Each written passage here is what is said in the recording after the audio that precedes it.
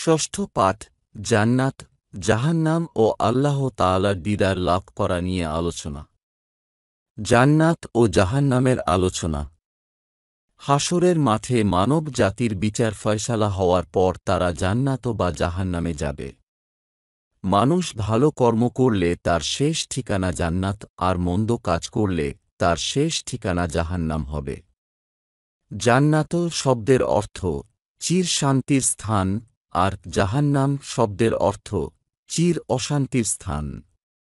নিম্নে আল কুরআন ও আল হাদিসের দৃষ্টিতে জান্নাত ও জাহান্নাম সম্পর্কে আলোচনা করা হল।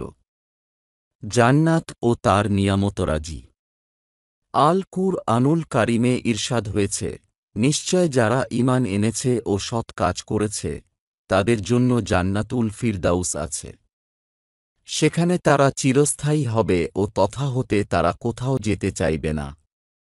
সূরা আল কাহফ ১০৭ হতে ১০৮। অন্যত্র ইরশাদ হয়েছে, নিশ্চয় মুত্তাকিরা নিরাপদে বাগবাগিচা ও ঝর্ণাধারার মধ্যে থাকবে। তারা পাতলা ও পুরু রেশমি বস্ত্র পরিধান করবে ও মুখোমুখি বসবে।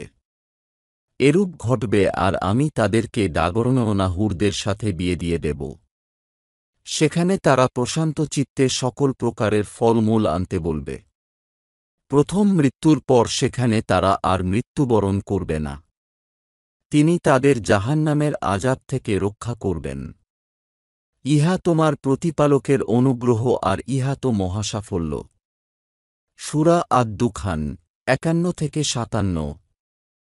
আরও ইরশাদ হয়েছে, মুত্তাকিদেরকে যে জান্নাতের ওয়াদা দেওয়া হয়েছে তার দৃষ্টান্ত হল, ইহাতে নির্মল পানির নদীসমূহ ও দুধের ঝর্ণাধারা রয়েছে, যার স্বাদ পরিবর্তিত হয়নি।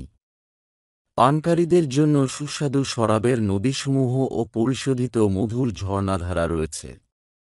তথায় তাদের জন্য সকল ধরনের ফলমূল এবং তাদের প্রতিপালকের পক্ষ থেকে ক্ষমা থাকবে। সূরা মুহাম্মাদ ১৫। জান্নাতের নিয়ামতের ব্যাপারে হাদিস শরীফে আলোচনা করা হয়েছে। হযরত আবু হুরায়রা রাদিয়াল্লাহু আনহু হতে বর্ণিত, রাসূলুল্লাহ সাল্লাল্লাহু আলাইহি ওয়াসাল্লাম বলেছেন, আল্লাহ তাআলা বলেন, আমি আমার সৎ বান্দার জন্য এমন নিয়ামতরাজি প্রস্তুত করে রেখেছি যা কোনো চক্ষু দেখেনি, কোনো কান শ্রবণ করেনি ও কোনো হৃদয় কল্পনা করেনি। সে বিষয়টি উদ্দেশ্য হল আল কুরআনের এই আয়াতটি দ্বারা কোনো ব্যক্তি জানে না তাদের চোখের শীতলতার জন্য কি গোপনীয় বস্তু প্রস্তুত করে রাখা হয়েছে। ইহা তাদের সে আমলের প্রতিদানস্বরূপ যা তারা দুনিয়ায় করত। সহিহ আল বুখারী ৩২৪৪ ও সহিহ আল মুসলিম ২৮২৪। জাহান্নাম ও তা শাস্তি।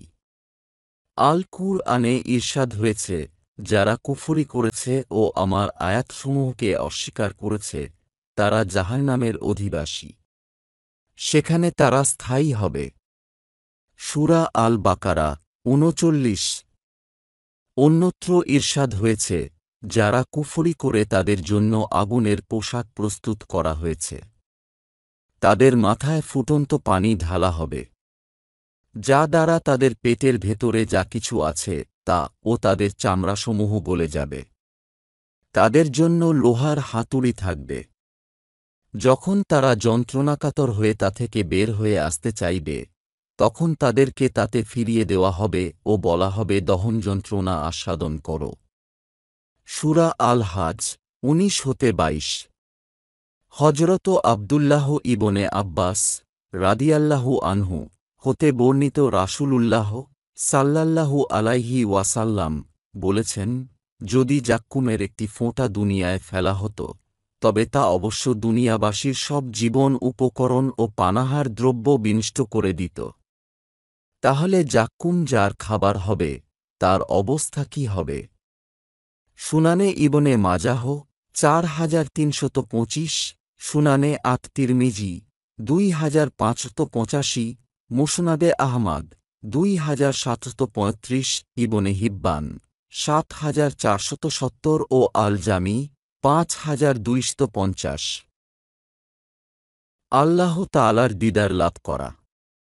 দিদার শব্দের অর্থ হল দর্শন লাভ করা। মুমিন বান্দাগণ জান্নাতে যাওয়ার পর আল্লাহ তাআলার দিদার লাভ করবেন। ইহা জান্নাতি মুমিনদের জন্য সর্বশ্রেষ্ঠ নিয়ামত হবে। যেমন আল কুরআনে বলা হয়েছে, সেদিন কতক মুখমণ্ডল হাস্যোজ্জ্বল হবে। তারা তাদের প্রতিপালকের প্রতি তাকিয়ে থাকবে। সূরা আল কিয়ামাহ 22-23। হাদিসে শরীফে আল্লাহ তাআলার দিদার সম্পর্কে বিস্তারিত বর্ণনা আছে। হযরত আবু হুরায়রা রাদিয়াল্লাহু আনহু হতে বর্ণিত রাসূলুল্লাহ সাল্লাল্লাহু আলাইহি ওয়াসাল্লাম ইরশাদ করেছেন, লোকেরা বললে, হে আল্লাহর রাসূল, আমরা কি আমাদের প্রতিপালককে কিয়ামতের দিন দেখতে পাব? তখন তিনি বললেন, আসমানে সূর্যের সামনে কোনো মেঘখণ্ড না থাকলে সূর্য দেখতে তোমাদের কি কোনো অসুবিধা হয়? তারা বলল, না, হে আল্লাহর রাসূল। তিনি বললেন, পূর্ণিমার রাতে চাঁদের সামনে কোনো মেঘখণ্ড না থাকলে চাঁদ দেখতে তোমাদের কি কোনো অসুবিধা হয়? তারা বলল, না, হে আল্লাহর রাসূল। তিনি বললেন, কিয়ামতের দিন এভাবেই তোমরা আল্লাহকে দেখতে পাবে। সহিহ আল বুখারী 6573, সহিহ আল মুসলিম 182, মুসনাদে আহমাদ 7717 ও ইবনে হিব্বান 4642। হযরত সুহাইব রাদিয়াল্লাহু আনহু হতে বর্ণিত নবিয়ে কারীম সাল্লাল্লাহু আলাইহি ওয়াসাল্লাম ইরশাদ করেছেন, যখন জান্নাতীরা জান্নাতে প্রবেশ করবে, তখন আল্লাহ তাবারক তাআলা বলবেন, তোমরা কি কিছু চাও, আমি তোমাদেরকে বাড়িয়ে দেব।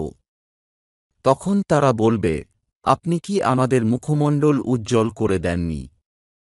আপনি কি আমাদেরকে জান্নাতে প্রবেশ করাননি ও জাহান্নাম থেকে মুক্তি দেননি? নাবিজি সাল্লাল্লাহু আলাইহি ওয়াসাল্লাম বললেন, তখন আল্লাহ তাআলা পর্দা উন্মোচন করবেন। সুতরাং জান্নাতীদেরকে তাদের প্রতিপালকের দিকে তাকিয়ে থাকার চেয়ে আর কোনো শ্রেষ্ঠ নিয়ামত দেওয়া হয়নি। সহিহ আল মুসলিম 181, মুসনাদে আহমাদ 18935, উসুল 8128, আল জামি 523 ও আত তারগিব 3759।